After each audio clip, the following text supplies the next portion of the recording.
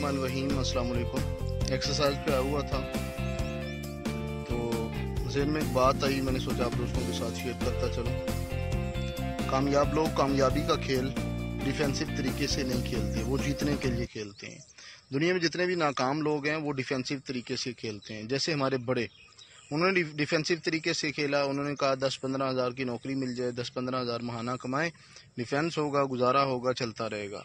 कभी कुछ बड़ा करने के लिए नहीं सोचा, हमेशा डिफेंस के लिए खेलते रहे, इसलिए बड़ी कामयाबियां उनका मुकद्दर नहीं बनी।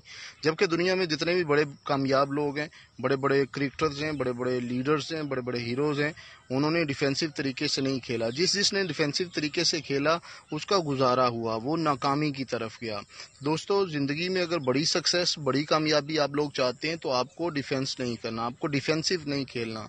आज के बाद आपको खुल के खेलना है। जो भी आप करना चाहते हैं, जो भी आप बनना चाहते हैं, उसके लिए आप कोशिश करें, उसके लिए आप स्ट्रगल करें। ये बात ज़हन से निकाल दें कि आप 10-20 हज़ार कमाएंगे और आप पैदा ही 10-20 हज़ार के लिए हुए हैं, ये सोच ख़त्म करें। कामयाब लोग कामयाबी का खेल कामयाबी के लिए खेलते हैं, नाकाम लोग हमेशा नाकामी की सोच के लिए खेल रहे होते हैं, डिफेंस कर रहे होते हैं, बस गुजारा हो जाए, बस थोड़ा सा मिल जाए तो बहुत अच्छा हो जाएगा। नहीं, आज के बाद डिफेंसिव नहीं खेलना, कामयाबी के लिए खेलना है, पूरी हिम्मत लगानी है, पूरी पावर लगानी है।